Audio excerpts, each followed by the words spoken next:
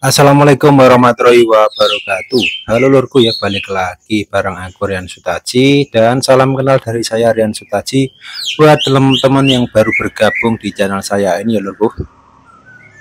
Jadi video kali ini saya akan bahas lagi cucak hijau.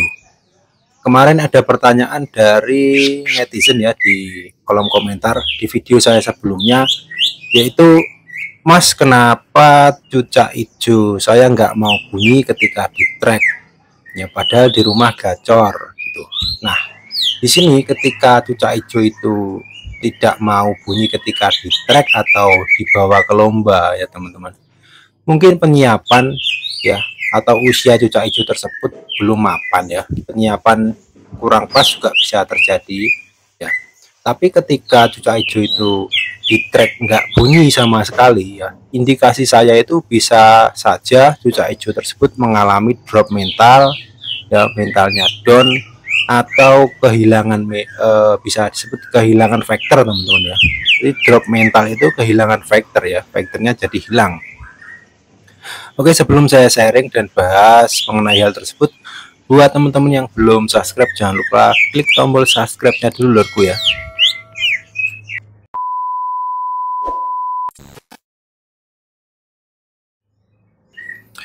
Oke lurku ya, jadi dalam trouble yang sedang dialami cucak hijau ya, drop mental atau kehilangan vector ya, yaitu indikasinya itu tadi teman-teman, ketika kita track dia hanya bengong ya, kadang hanya ngeleper-ngeleperkan sayap ya.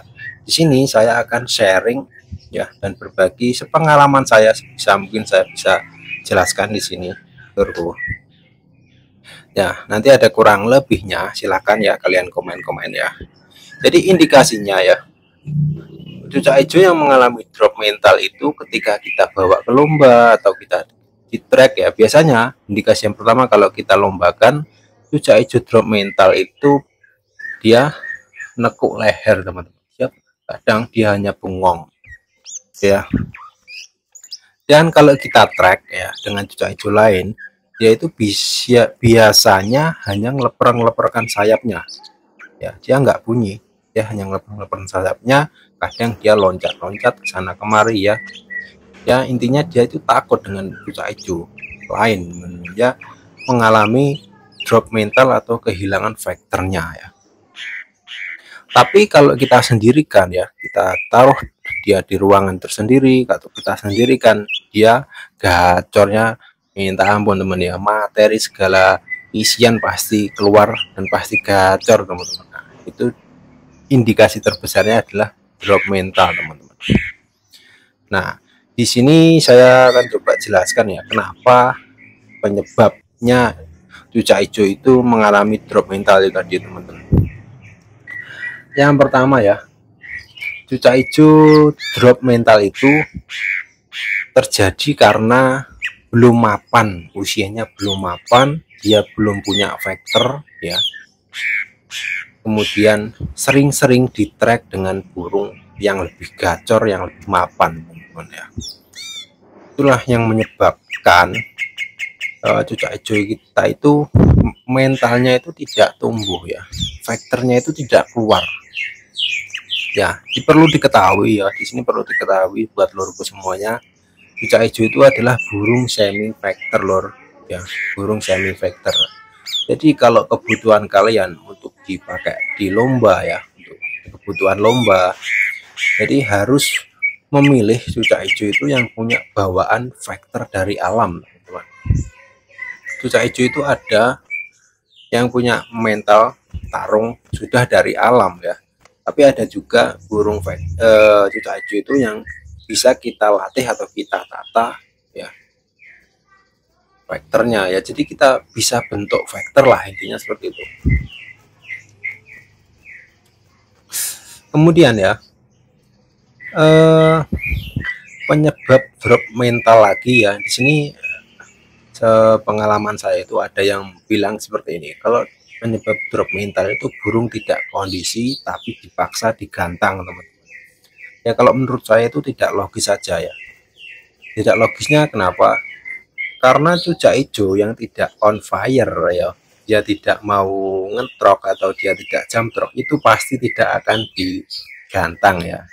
Jadi tidak ada istilahnya cucak hijau itu drop mental karena tidak on fire kemudian digantang. Ya perlu digarisbawahi, cucak hijau drop mental itu satu, dia memang belum punya mental factor teman-teman ya. Usia belum mapan bisa, fighternya belum kebentuk bisa ya. Kenapa saya bilang begitu ya, karena cucak hijau itu kalau bawaan mental dari alam itu sudah ada, meskipun usianya belum mapan, katakan dia masih pastol ya, kalau dia punya mental factor di track pun dia pasti bunyi teman-teman ya. Jadi seperti itu ya. Mungkin kalau usianya muda, dia belum kebentuk mental, tapi sering-sering di track dengan burung gacor lain, burung cucak hijau yang sudah mapan gacornya kelewat, sering-sering di track, yaitu ya alhasil burung yang muda ini jadi takut teman-teman ya, akhirnya dia drop, mentalnya drop. Oke, mungkin sampai situ ya indikasi ini sebabnya teman-teman, sebab dan indikasi drop mental ya. Kemudian penanganannya teman-teman ya, cara mengatasinya kalau cucak hijau itu sudah drop mental seperti ini ya, nanti parah-parahnya ini kehilangan factor ya, jatuh-jatuhnya nanti jadi gacoran teras teman-teman. Karena kalau sudah hilang factornya, sudah hilang ya, drop mental berkelanjutan, akhirnya drop mental itu menjadi hilang factor. Nah ini susah factornya atau membentuk factornya lagi. Jadi sebelum terlambat terlalu jauh ya, sebelum terlambat terlalu jauh mentalnya itu menjadi hilang, yang bisa dilakukan yang pertama adalah gini teman-teman, jauhkan dulu cucak hijau tersebut dari cucak hijau yang lebih gacor ya. Jadi diisolasikan di tempat yang memang benar-benar sunyi ya, artinya tidak ada burung gacor yang terlalu gacor di sana teman-teman.